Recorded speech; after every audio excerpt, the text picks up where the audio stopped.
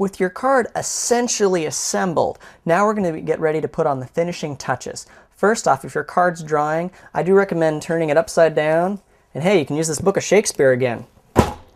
Use that and basically let it sit there for 15 to 30 minutes. That'll keep the card nice and flat. We'll avoid a lot of warping, which you can get with glue, especially during the drying process when it's at its wettest.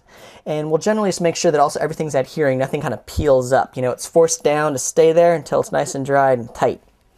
So, thank Shakespeare for the help and put him aside. Now we have the back of the card. This is not an area of the card that a lot of people focus on, but I think it's an excellent location at which to kind of sign and address to your card. Now there are two different ways of doing this. You can basically have their name, you know, in the old, like, you know, Jennifer, be my Valentine. Or, you can also have, like, you know, your love, insert your name here. That's no problem. So what I recommend, though, is making the card more about them. So basically, the good old, you know, their name, be my Valentine. And the way we're going to put this on here is, first off, lightly tracing in pencil. Because we're going to want to have this be slightly neater font.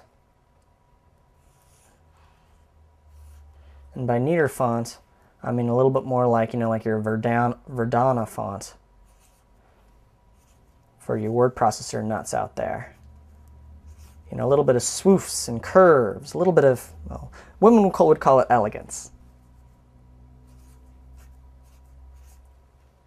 So you have like your name, and then your request,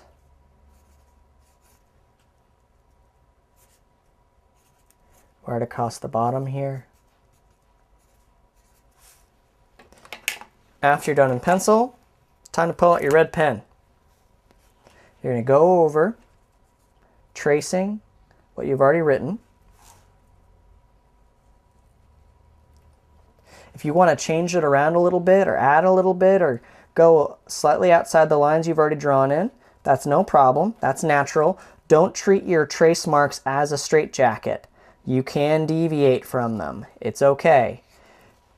The only thing is, though, just make sure if you deviate outside them that you go back and erase them afterwards, because you don't want them sticking out.